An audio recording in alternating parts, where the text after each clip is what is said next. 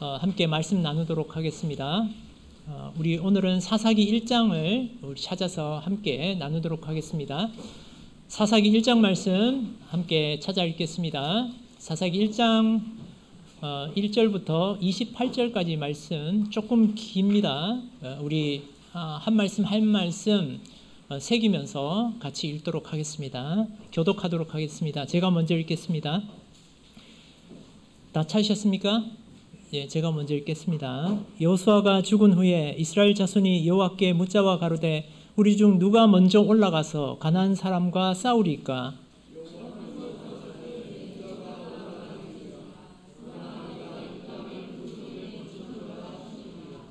유다가 그 형제 시므온에게 이르되 나의 제비 뽑아 얻은 땅에 나와 함께 올라가서 가나안 사람과 싸우자. 그리하면 나도 너의 제비 뽑아 얻은 땅에 함께 가리라. 이에 시므온이 그와 함께 가니라.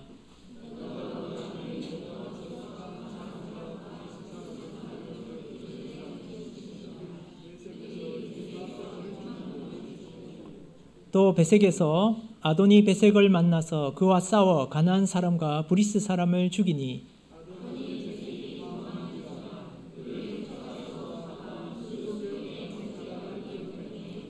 아도니 베색이 가로되 옛적에 70왕이 그 수족의 엄지 가락을 찍히고 내상 아래서 먹을 것을 줍더니 하나님이 나의 행한 대로 내게 갚으심이로다 하니라. 무리가 그를 끌고 예루살렘에 이르렀더니 그가 거기서 죽었더라.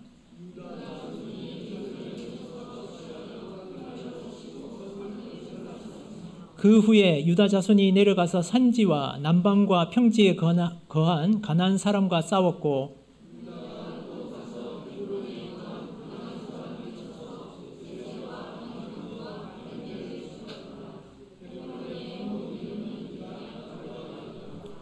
거기서 나아가서 드빌의 거민들을 쳤으니 드빌의 본 이름은 기럇 세벨이라.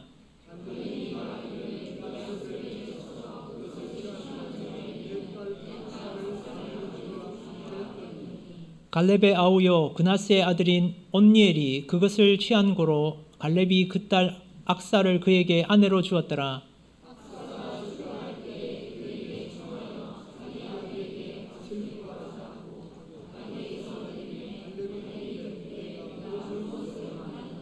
가로되 내게 복을 주소서. 아버지께서 나를 남방으로 보내시니 샘물도 내게 주소서 하매 갈렙이 윗샘과 아랫샘을 그에게 주었더라.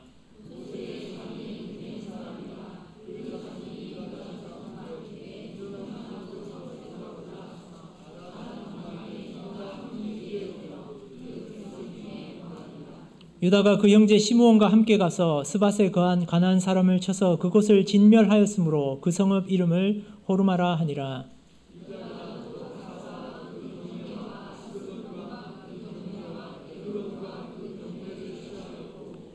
여호와께서 유다와 함께 하신 고로 그가 산지 거민을 쫓아내었으나 골짜기의 거민들은 철병거가 있으므로 그들을 쫓아내지 못하였으며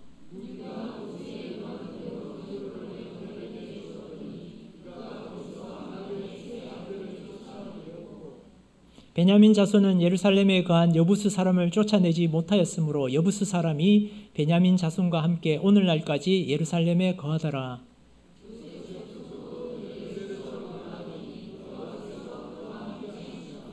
요셉 족속이 베델을 정탐케 하였는데 그 성읍의 본 이름은 루스라.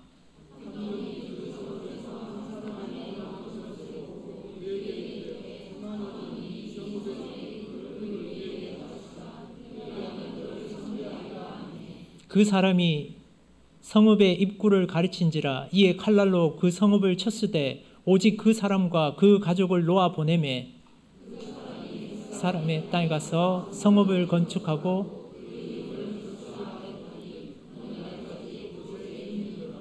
므낫세가 베스안과 그 향리와 거민과 다낙과 그 향리의 거민과 돌과 그 향리의 거민과 이블루함과 그 향리의 거민과 무깃도와 그 향리의 거민들을 쫓아내지 못하매 가나안 사람이 결심하고 그 땅에 거하였더니 이스라엘이 강성한 후에야 가나안 사람에게 사역을 시켰고 다 쫓아내지 아니하였더라. 예. 제가 28절까지 읽자고 해놓고 26절까지 읽기로 한 줄 알고 따라 읽었습니다. 오늘 우리 사사기의 첫 장을 함께 살펴봤는데요. 이전에 이제 저하고 함께 말씀을 나눌 때 여호수아서의 말씀을 함께 나누었습니다. 이제 여호수아 뒷이야기를 우리가 또 함께 사사기를 통해서 살펴보도록 하겠습니다. 여러분, 성경은 이 출애굽하는 과정을 매우 중요하게 다루고 있다는 것을 우리가 구약을 읽어보면 또 신약에서도 느끼게 됩니다. 그것은 우리의 믿음의 시작이 바로 세상으로부터 빠져나오는 것으로부터 시작하기 때문에 그런 것 같습니다. 애굽이라는 세상에 매여서 그것들을 의지하면서 살던 이스라엘이 바로 하나님의 나라를 만들어가는 과정입니다. 그래서 출애굽 여정은 바로 하나님께서 하나님의 나라를 만들어 가시는 그 시작이다라고 우리가 볼 수 있습니다. 지금의 우리 국가처럼 하나님의 나라도 국민, 그리고 주권, 그리고 영토 이 세 가지 요소를 가지고 있는데요. 하나님께서 일찍이 아브라함을 부르시고 이스라엘 백성을, 그 후손들인 이스라엘 백성들을 하나님의 백성으로 삼으시고, 또 하나님께서 주권을 가지시는 그 나라를 위해서 하나님께서 주권을 가지시는 법과 제도를 주셨습니다.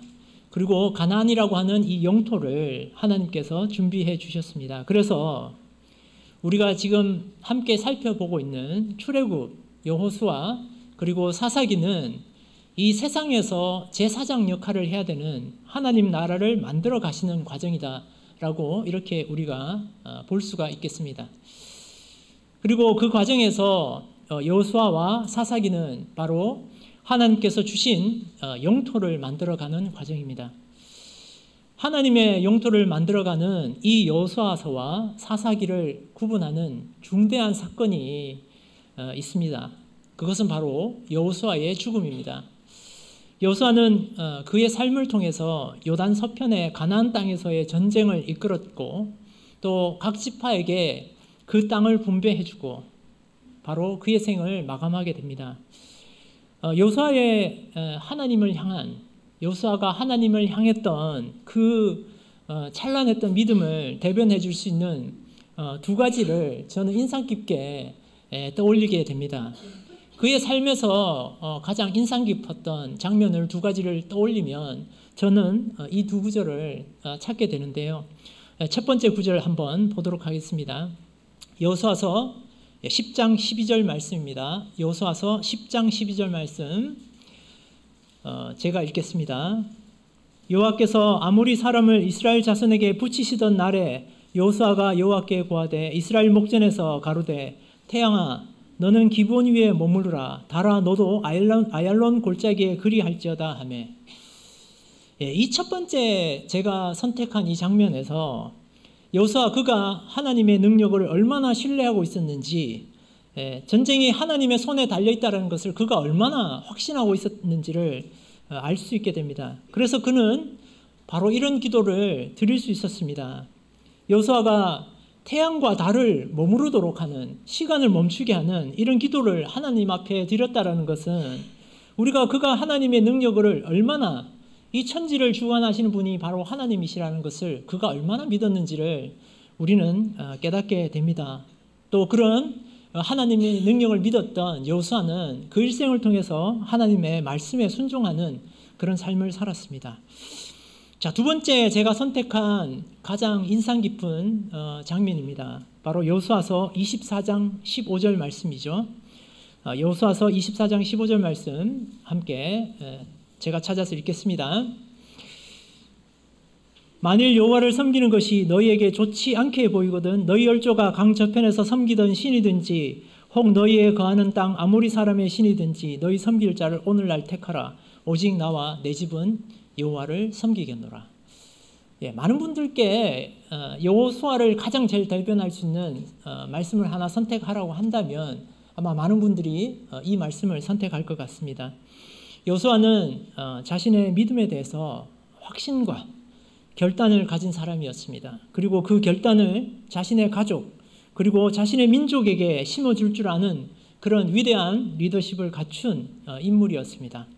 그래서 그의 죽음이 하나님을 믿고 의지하면서 승리하던 시대와 하나님을 모르고 자신의 소견대로, 자신의 소견에 옳은 대로 행하는 시대를 구분하는 그런 사건이 되어버렸습니다.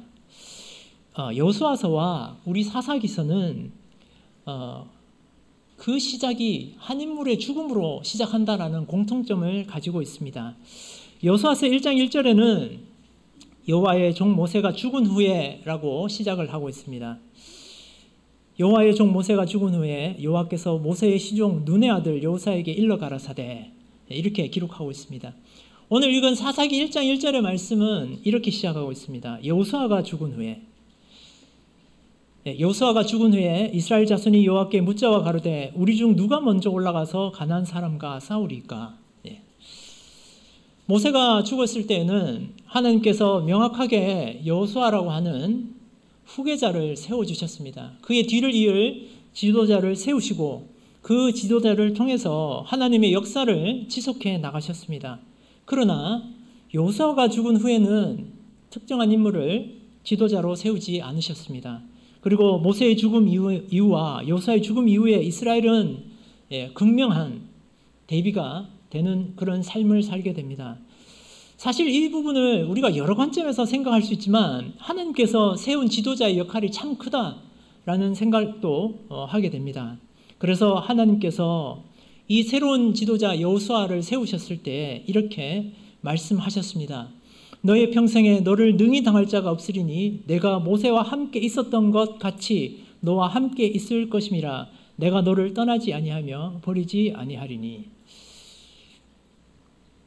여호수아에서는 모세를 뒤를 이을 지도자를 주셔서 세우시고 그와 항상 함께 하시겠다고 이렇게 약속을 하셨는데, 왜 사사기에는 하나님께서 여호수아의 죽음 뒤에 새로운 지도자를 약속하시지도 않으시고 새로운 지도자를 세워주지도 않으셨을까요? 그런데 우리가 이 두 사건을 곰곰이 생각을 해보면 이건 역시도 이스라엘 백성들의 죄로부터 비롯된 것이다 라는 것을 우리는 알게 됩니다. 그래서 이스라엘 백성이 왜 우리를 향해서 우리에게 새로운 지도자를 주시지 않으시냐고 말할 수 없는 그런 상황이라는 것을 우리가 깨닫게 되죠. 그것은 바로 가데스 바네아에서 그들이 정탐을 하고 잘못된 보고를 함으로써 이런 일이 생겼다라는 것입니다. 가나안 정탐에서 하나님께 합당한 보고를 한 사람은 단 두 사람이었습니다. 바로 여호수아와 갈렙이었죠. 그래서 하나님께서 어떤 것을 이스라엘 백성에게 주셨냐면 20세 이상 계수함을 받은 남자들 중에서 단 두 사람만이 이 가나안 땅에 들어가게 될 것이다, 요단강을 건너게 될 것이다 라고 알려주셨습니다. 그래서 실제로 이 두 사람만 가나안 땅에 들어가게 되죠. 그러나 여호수아는 그의 생명을 다해서 죽었습니다. 갈렙은 어떻습니까? 그가 헤브론 산지를 달라고 했을 때 이미 80세가 넘었습니다. 지금은 이제 나이가 많아서 이스라엘의 남은 땅을 모두 되돌리기에는 시간이 늦어버렸습니다. 그리고 이제는 정말 이스라엘 전체가 함께 전쟁을 해야 된다라는 것입니다. 각 지파가 자신의 기업의 자리에서 자신의 싸움을 해야 되는 그런 시대가 된 것입니다. 이것이 이스라엘 백성이 자초한 일이다라는 것을 우리는 깨달아 알게 됩니다. 그래서 하나님은 이 죄로 비롯된 어지러운 상황에서도 하나님께서는 또 여전히 이스라엘 백성들을 사랑하시게 되죠. 그래서 하나님께서는 그 시대에 가장 합당한 방식으로 사사라는 제도를 허락을 하십니다. 그래서 사사기는 이 사사를 허락하신 하나님의 사랑과 그리고 여호수아 후에 하나님을 알지 못하는 세대가 되어버린 이스라엘 백성들의 이야기인 것입니다. 우리가 사사기를 생각을 해보면 항상 떠올리는 구절이 있습니다.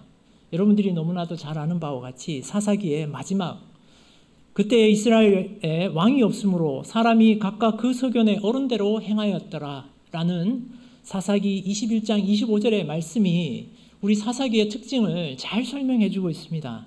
그래서 사사기는 하나님을 신뢰함을 통해서 하나님의 언약에 대한 결단과 확신을 가졌던 여호수아의 죽음으로 시작해서 이제 이스라엘 백성의 타락이라고 하는 그 마지막으로 이어지게 되는 것이 바로 사사기입니다. 이미 여호수아의 죽음을 기록한 여호수아서에서는 이렇게 기록을 해두었습니다. 여호수아서 24장 31절 말씀에 여호수아서 24장 31절 말씀입니다. 이스라엘이 여호수아의 사는 날 동안과 여호수아 뒤에 생존한 장로들 곧 여호와께서 이스라엘을 위하여 행하신 모든 일을 아는 자의 사는 날 동안 여호와를 섬겼더라. 모든 일을 아는 자의 사는 날 동안 여호와를 섬겼는데 뒷부분은 어떤 말씀을 하고 싶으셨을까요? 그 이후에는 그러지 못했더라 라는 말씀을 하고 싶었던 것 같습니다. 여호수아의 사는 날 동안과 그리고 여호수아의 사는 날 동안 그와 함께 했던 그 사람들이 사는 날 동안 거기까지 이스라엘 백성들이 여호와를 섬겼다라고 기록하고 있습니다. 이 이야기는 그 이후 세대는 여호와를 섬기지 못했음을 우리에게 간접적으로 알려주는 것이죠. 그리고 사사기에는 이 사실을 아주 더 명확하게 증거를 해주고 있습니다. 사사기 2장 7절과 10절 말씀을 읽어보겠습니다. 사사기 2장 7절과 10절 말씀. 백성이 여호수아의 사는 날 동안과 여호수아 뒤에 생존한 장로들 곧 여호와께서 이스라엘을 위하여 행하신 모든 큰 일을 본 자의 사는 날 동안에 여호와를 섬겼더라. 그리고 나서 그 세대 사람도 다 그 열조에게로 돌아갔고 그 후에 일어난 다른 세대는 여호와를 알지 못하며 여호와께서 이스라엘을 위하여 행하신 일도 알지 못하였더라. 다른 세대는 여호와를 알지 못하였다. 이스라엘을 위해서 하나님께서 홍해를 갈라지게 하시고 요단을 건너게 하시고 해와 달을 머무르게 하신 그 사실을 알지 못했다. 기억하지 못했다라는 것입니다. 그런데 오늘날 사사기에서 우리가 발견하게 되는 이 좋지 못한 변화는 도대체 어떻게 해서 일어나게 된 것일까요? 오늘 사사기의 시작은 우리가 그러한 타락이 어떻게 시작이 되는지를 우리에게 잘 알려주고 있습니다. 사사기의 시작은 적어도 여전히 하나님을 순종하고 여호수아 시대에 하나님과의 약속을 이어가는 장면으로 시작을 하게 됩니다. 그런데 이런 시작이 단 사사기 1장에서부터 이스라엘의 백성의 조그마한 타락과 그리고 혼란으로 흘러가게 되는 그 변화를 우리는 사사기 중반에서가 아니라 사사기 1장에서 우리가 발견하게 됩니다. 우리 5가지 사건을 통해서 그 변화의 조짐들을 함께 살펴보도록 하겠습니다. 첫 번째 장면입니다. 유다 지파가 아도니베섹을 정복하는, 그래서 하나님의 말씀을 여전히 순종하는 장면이 되겠습니다. 여호수아가 죽고 나서도 우리가 아까 읽었던 말씀처럼 그와 함께 생을 살았던 사람 중에는 여호와를 섬기는 사람들이 여전히 있었습니다. 그래서 사사시대에 처음에는 하나님의 섬기는 역사가 처음에는 일어납니다. 그 역사는 바로 유다 지파 속에서 일어나게 되죠. 여호수아가 죽은 상황을 우리가 한번 상상해 볼 수 있을 것 같습니다. 지도자가 죽었습니다. 그런데 그를 대신할 지도자는 세워지지 않았습니다. 그리고 이제 각 지파가 자신의 기업으로 남은 땅에 있는 가나안 족속들을 이제 지파의 힘으로 쫓아내는 그런 상황입니다. 그런 상황에서 이 이스라엘 자손들이 하나님 앞에 나와서 묻습니다. 누가 먼저 올라가야 됩니까? 하나님께서는 명확하게 유다 지파가 올라가라라고 이렇게 명령하십니다. 하나님은 왜 유다 지파로 하여금 먼저 올라가라고 말씀하셨을까요? 우리 성경이 그 답을 명확하게 우리에게 사사기 1장에서 지시하지는 않으시지만 우리는 성경 말씀을 통해서 한번 유추해 볼 수는 있을 것 같습니다. 우리 민수기에 우리 이스라엘 백성들의 수를 계수했던 그 결과를 우리가 한번 살펴보도록 하겠습니다. 우리 슬라이드를 좀 보여주시기 바라겠습니다. 네. 우리는 이스라엘의 계수함을 했을 때 1차, 2차로 나누어서 한번 살펴보면 1차, 2차 공이 어떤 지파들 간의 수가 차이가 있다는 걸 볼 수 있는데요. 그 가운데서 유다 지파의 수가 가장 많았다는 점을 우리가 발견하게 됩니다. 아마도 하나님께서 유다가 먼저 올라가라고 명령하신 데에는 이 유다 지파가 가장 강성했다라는 점이 있었던 것 같습니다. 그래서 유다 지파는 이로 인해서 땅 분배도 12지파들 중에서 가장 먼저 분배를 받게 되죠. 하나님께서는 하나님의 지도자를 통해서 모든 지파들이 함께 싸움을 싸우지 않고 각 지파들이 정복을 완수해야 되는 시점에서 가장 강력한 군사력을 가지고 있었던 유다로 하여금 먼저 나서도록 합니다. 그래서 다른 지파들도 이를 통해서 힘을 얻고 하나님이 계획하신 일들을 이루어 가기를 원하셨던 것 같습니다. 그러자 유다 지파가 이제 시므온 지파에게 자신들의 땅에 함께 가서 싸우자고 제안을 합니다. 그리고 실제로 어떤 약속을 하냐면, 그렇게 해주면 시므온 너희 지파가 너희 땅에서 너희가 제비 뽑은 땅에 가서도 우리가 함께 싸워주겠다라고 제안을 했습니다. 이것이 유다 지파가 자신이 받은 그 소명을 소홀하기 위해서 또는 누군가의 도움을 얻기 위해서 이렇게 제안을 한 것일까요? 우리가 그렇지 않다라는 것을 우리가 발견하게 되는데요. 여러분들 유다 지파의 숫자와 시므온 지파의 숫자를 한번 보시기 바라겠습니다. 가장 이스라엘 지파 중에서 숫자가 많았던 지파가 어느 지파죠? 네. 그러면 가장 작은 숫자를 가졌던 지파는 어느 지파입니까? 네, 바로 시므온 지파입니다. 유다 지파는 시므온 지파에게 왜 이런 제안을 했을까요? 그것은 우리가 먼저 시므온 지파가 분배받은 땅을 살펴볼 필요도 있습니다. 그것은 시므온 지파의 땅은 유다 지파가 분배받은 땅의 바로 남쪽에 속해 있었다라는 것입니다. 우리 땅 분배의 지도를 한번 살펴보도록 하겠습니다.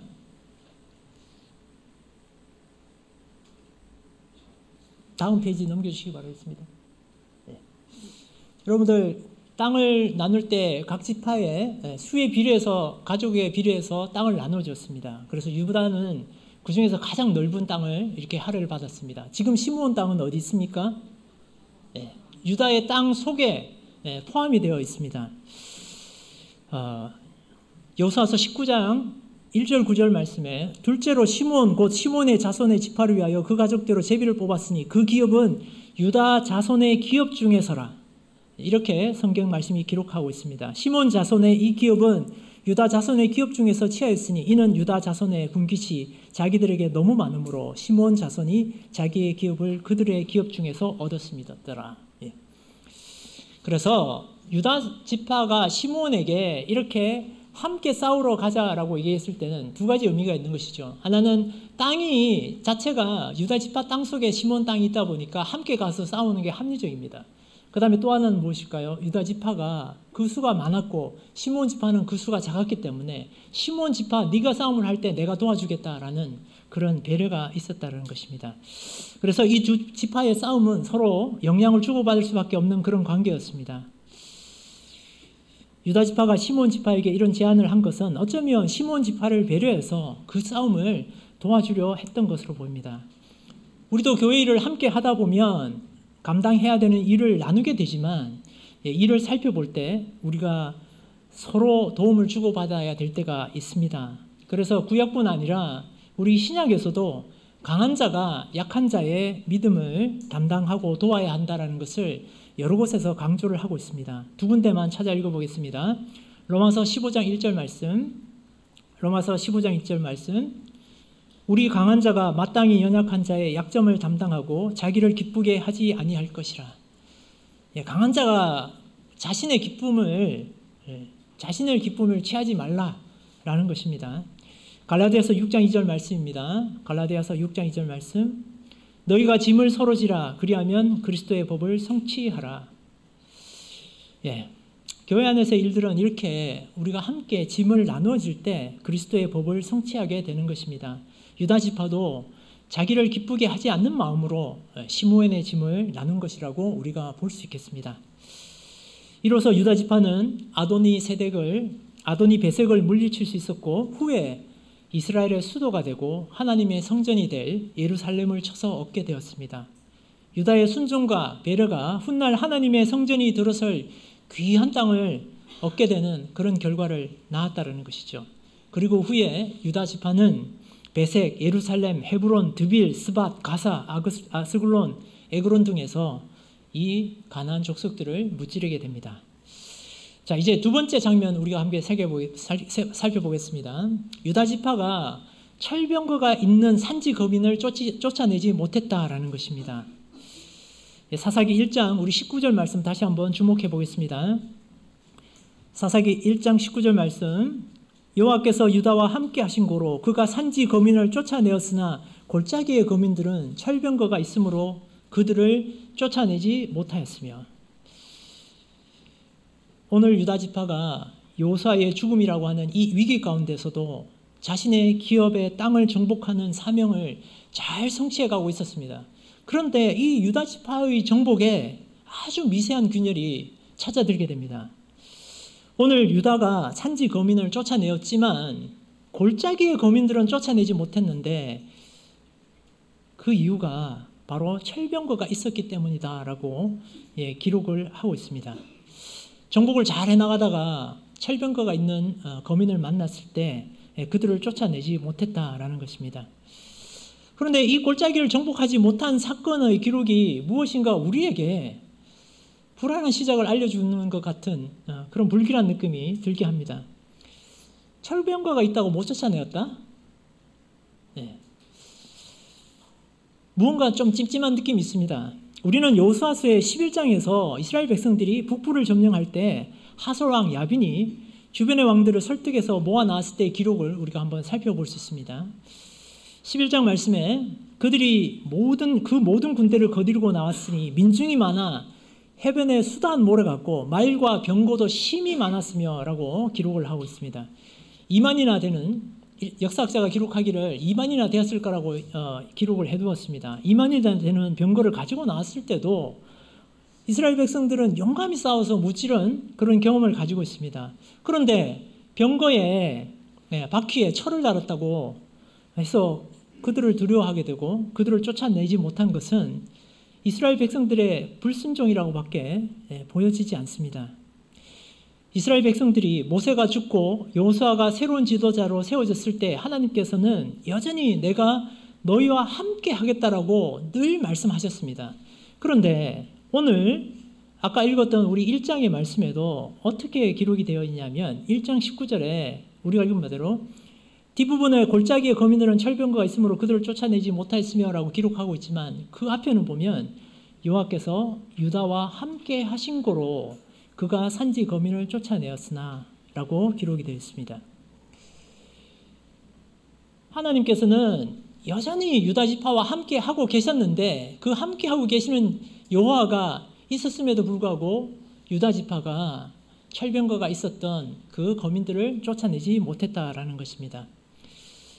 하나님께 하심이 있다면 이스라엘 백성들은 언제 어디서나 가나안 백성들을 정복해 나갈 수 있었습니다.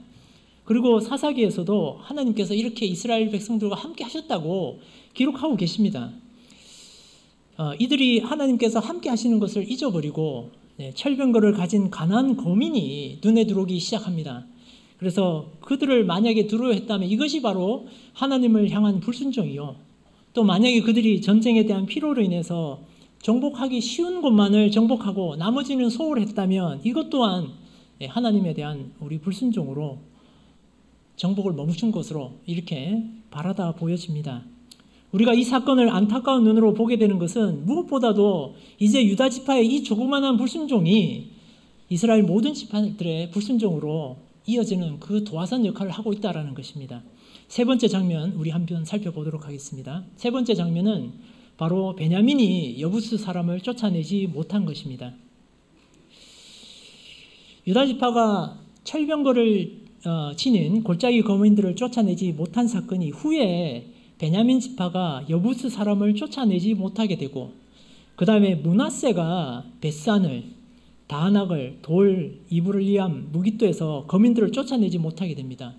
또 에브라임이 게셀을 쫓아내지 못하게 되죠. 스불론이 기드론과 나할롤의 거민을 쫓아내지 못하게 되고요. 아셀이 악고와 시돈과 알랍과 악십과 헬바와 아빅과 르홉 거민을 쫓아내지 못하게 됩니다. 납달리가 베세메스, 베다낫 거인을 쫓아내지 못하게 됩니다. 베냐민 지파가 쫓아내지 못했던 이 여부스 사람은 일찍이 유다가 땅을 분배받을 때도 쫓아내지 못했던 것을 우리가 알 수 있습니다. 일찍이 여호수아서 15장 말씀에 이렇게 기록이 되어 있습니다. 1장과 8장과 63절을 읽어보겠습니다. 유다 자손이 이제 지파를 분배를 땅을 맨 처음 분배를 받았습니다. 15장에서, 여호수아 15장에서. 그래서 1절 말씀에 유다 자손의 지파가 그 가족대로 제비 뽑은 땅의 남단은 에돔 지경에 이르고 또 남으로 신광야까지라. 8절 또 흰놈의 아들의 골짜기로 올라가서 여부스 곧 예루살렘 남편 어깨에 이르며 또 흰놈의 골짜기 앞서편에 있는 산 꼭대기로 올라가나니 이곳은 르바임 골짜기 북편 끝이며 여부스 곧 예루살렘 남편이라고 기록이 되어 있죠. 63절 예루살렘 거민 여부스 사람을 유다 자손이 쫓아내지 못하였으므로 여부스 사람이 오늘날까지 유다 자손과 함께 예루살렘에 거하니라. 이스라엘에서 맨 처음 땅을 분배받은 유다는 자신의 기업에 남은 땅을 향해서 올라갔습니다. 그리고 그들은 이미 여호수아 15장에 여부스 사람을 쫓아내지 못했던 것입니다. 어떤 분들은 오늘 사사기에 베냐민 지파가 여부스 사람을 못 쫓아낸 것이 유다 지파를 베냐민 지파로 잘못 기록한 거 아니냐 이렇게 말씀하는 사람도 있다고 합니다. 그런데 우리가 아까 지도에서 잘 살펴봤다시피 유다와 베냐민은 땅을 면하고 있습니다. 그래서 여부스 사람들은 베냐민 땅과 그 다음에 우리 유다 땅에 걸쳐서 이렇게 머무르고 있었던 것 같습니다. 여호수아에서 땅을 분배받고 정복에 나섰을 때 유다 지파가 여부스 거민들을 온전히 쫓아내었다면 어떤 일이 생겼을까를 한번 또 생각해 보게 됩니다. 그런데 그들이 쫓아내지 못한 이 일이 오늘날 베냐민 지파에게 다시 답습이 되고 있음을 우리가 발견하게 됩니다. 그래서 이스라엘에서 가장 강성했던 유다 지파가 그 소임을 다하지 못한 그 사실이 바로 다른 지파들에게 좋지 못한 영향을 끼치게 된 것입니다. 자, 이제 네 번째 장면으로 한번 가보도록 하겠습니다. 네 번째 장면은 요셉 족속이 베델을 쳤으나 루스라는 또 다른 성읍이 생겨난 장면입니다.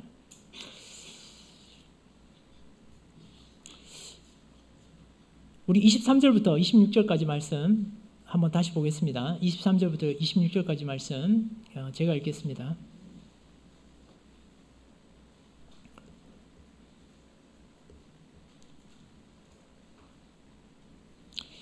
요셉 족속이 베델을 정탐케 하였는데 그 성읍의 본 이름은 루스라.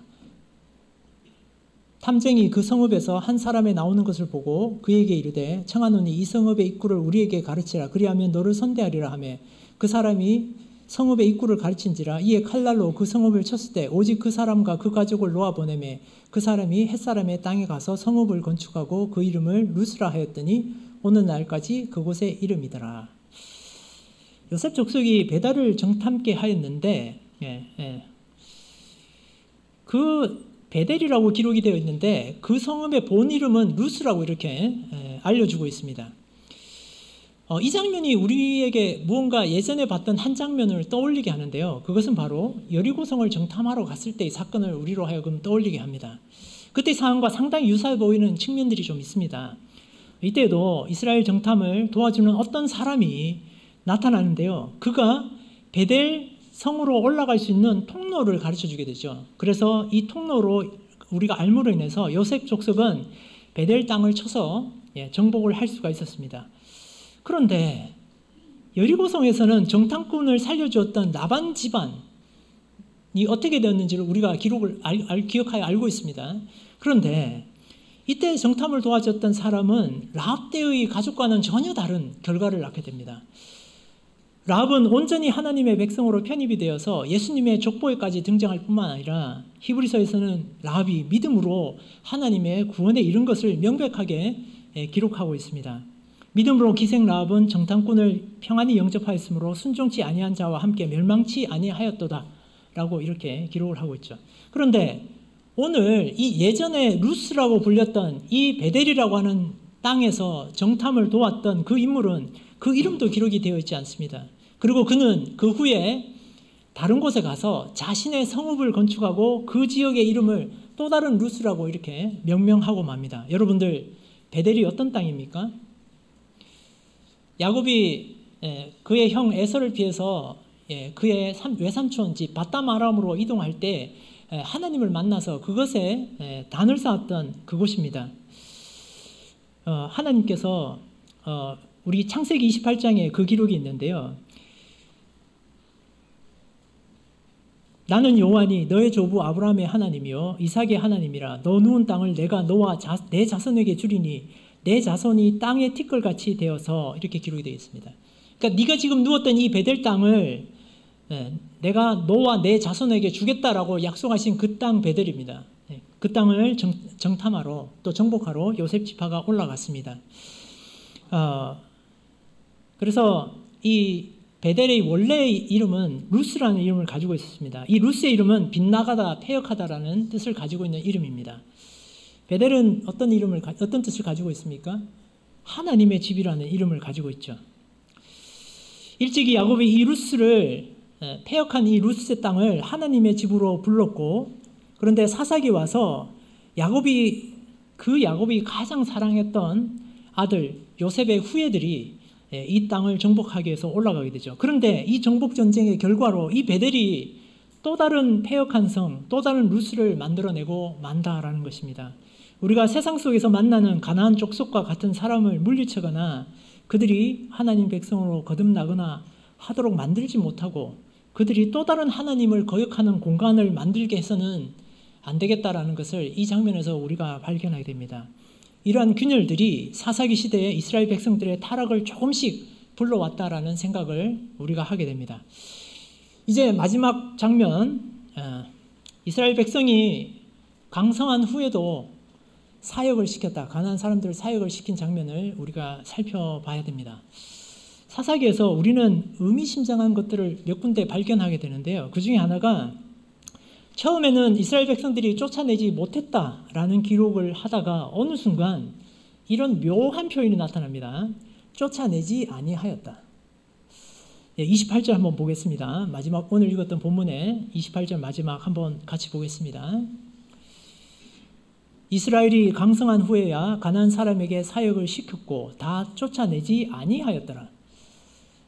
강성한 후에라는 것이 후에야. 강성한 후에도 아니고 강성한 후에야라고 이렇게 표현해 보면 어쩌면 이렇게도 해석이 될 수 있을 것 같습니다. 이스라엘 백성들은 내내 이것을 원했고 마침내 이루었다는 것을 의미하기도 합니다.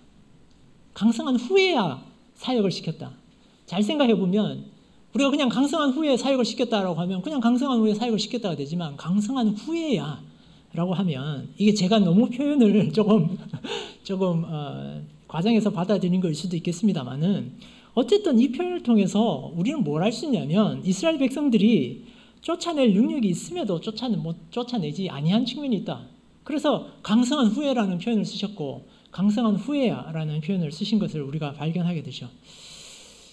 이스라엘 백성들은 자신들이 쫓아낼 힘이 있음에도 쫓아내는 대신에 그들의 이스라엘 백성들 자신의 편리를 위해서 가나안 사람들에게 사역을 시키는 것을 우리가 발견하게 됩니다. 하나님께서 도대체 어느 때에 이스라엘 백성들에게 너희가 가서 만나게 되는 가나안 족속들을 너희를 위해서 사역을 시키라 라고 명령하셨습니까? 하나님께서는 어느 때도 진멸하고 쫓아내라, 정복하라라고 하셨지만 사역을 시키라고 하지는 않으셨습니다. 우리는 사사기가 어떤 기록인지를 잘 알고 있습니다. 그리고 앞으로 사사기를 통해서 우리가 살펴보게 될 사사시대는 하나님께서 사사를 통해서 이스라엘 백성들에게 메시지를 주시면 회개하고 조금이라도 평화로우면 다시 타락하게 되는, 그래서 범죄, 징계, 회개, 구원, 다시 타락, 이것이 거듭되는 혼란의 시대임을 우리가 알게 됩니다. 그런데 이 커다란 타락이 이스라엘 백성의 조금의 불순종에서부터 시작되었다는 점을 우리가 사사기의 1장에 나오는 5가지 장면들을 통해서 우리가 알 수 있습니다. 여호수아가 살았던 시대, 그리고 그를 조금이라도 아는 세대는 하나님을 순종하였지만 그가 죽고 난 후에는 이스라엘 백성들은 결국 하나님을 알지도 못하는 그런 불신앙을 자초하게 됩니다. 그런 삶을 걷게 됩니다. 우리의 믿음 가운데서도 또 교회 속에서도 이러한 조그마한 불순종과 또 죄와 타협하는 이런 것들이 결국은 타락으로 이루어지게 됨을 오늘 사사기가 우리에게 경고하고 있는 것입니다. 최근에 여러분들 혹시 아시는 분도 있을까 모르겠습니다만은 미국의 켄터키에 있는 조그마한 도시에 신학대학이 있는데요. 에즈베리 신학대학이라고 하는 신학대학이 있습니다. 여기에서 부흥 사건이 일어나서 큰 화제가 되고 있습니다. 에즈버리 대학이 있는 윌모어라고 하는 도시는 인구가 6,000명밖에 안 되는 도시예요. 인구 6,000명 도시, 여러분들 얼마나 조그만지 아시겠죠? 우리 부산 인구 한 350만 가까이 되잖아요. 근데 이곳에 90% 이상이 기독교인인 아주 유명한 기독교 도시라고 합니다. 그래서 이곳에 신학대학이 있는 거죠. 그런데 이곳에 인구수의 2배에 해당하는 사람들이 기도에 참석하기 위해서 최근에 2월에 이 마을을 찾았습니다. 그래서 2월 2주 동안 기도와 찬양이 24시간 내내 끊이지 않아서 화제가 되고 있는 것이죠. 그래서 더 놀라운 것은 이렇게 하는데 주최자도 없었고 이것이 자연스럽게 촉발이 되었다라는 것입니다. 그래서 우리나라 목사님들도 몇 분 찾아가서 이 부흥의 분위기를 막 전하고 유튜브에서 이렇게 방송하고 이런 일까지 생겼습니다. 그런데 그 부흥회를 이끌었던 성가대원이 스스로 동성애자임을 밝혔습니다. 그리고 찬양팀 안에 동성애, 양성애, 트랜스젠더, 퀴어 동성애자 이런 찬양팀이 이 부흥회를 이끌었다라는 사실이 나중에 알려졌습니다. 그리고 이 동성애자 리더였던 에즈베리 신학대학의 그 리더가 성소수자의 신성한 가치와 존엄을 가지도록 해야 된다라고 기도를 요청을 했습니다. 어떤 분들은 이 큰 부흥회에서 몇몇 동성애자들이 찬양을 인도한 사실이 그 부흥회에 하나님께서 이 부흥을 이끄신 것에 의미를 훼손하지 못한다라고 여전히 강변을 하고 있습니다. 저는 사실 성소수자들의 마음이 어떤 것인지 저는 알지 못합니다. 그렇지만 우리가 생각해 봐야 될 것이 무엇이냐면 하나님께서 이것을 기뻐하실까라는 부분에 대해서 우리는 깊이 생각해 봐야 된다라는 그런 생각이 들었습니다. 우리가 그들을 예수님의 사랑으로 보듬고 예수님의 사랑으로 사랑을 할 수는 있으나 그들의 생각과 그 행위를 우리가 존중하고 또 장려할 수는 없다라는 생각이 들었습니다. 한편으로는 어떤 생각이 들었냐면 우리가 살아가는 세상에서 이런 생각들이 우리 곁에서 조금씩 싹을 틔우고 나중에 이것이 보편화되면 오늘 우리 말씀 속에서 이방 족속의 문화를 철저하게 배격하고 쫓아내는 삶을 살아야 되는 우리 기독교인들에게 이것 또한 우리가 철저하게 경계해야 되는 그런 가나안 문화의 하나다라는 생각이 들었습니다. 하나님께서는 우리에게 힘을 주셔서 가나안 문화를 쫓아내고 또 진멸하라고 하셨는데 우리는 우리의 편리를 쫓아서 우리 곁에 두고 있지 않은지 한번 살펴보게 됩니다. 이렇게 세상이 어지러지는 가운데서도 우리는 왜 우리에게 지도자를 보내주지 않으시냐고, 또 왜 우리에게 더 이상 만나를 내려주지 않으시냐고, 또 불과 구름 기둥으로 왜 우리를 명확하게 이끌어주지 않으시냐고, 우박을 내려서 저들을 벌하시고 해와 달을 멈추어서 우리의 전쟁이 이기도록 왜 하나님께서 특별히 역사하지 않으시냐고 우리가 불평하고 있지는 않은지 모르겠습니다. 그러나 이 모든 것은 하나님을 불순종하고 또 우리의 편리를 쫓은 우리의 조그만 죄에서 비롯된 일이라는 것을 우리가 생각해보고 또 만약 우리가 세상의 것들을 두려워하고 있다면 우리 하나님을 더 의지하는 마음으로 우리 마음이 하나님 앞에 회복되기를 예수님 이름으로 축원드립니다. 함께 찬송하시겠습니다. 찬송 431장입니다.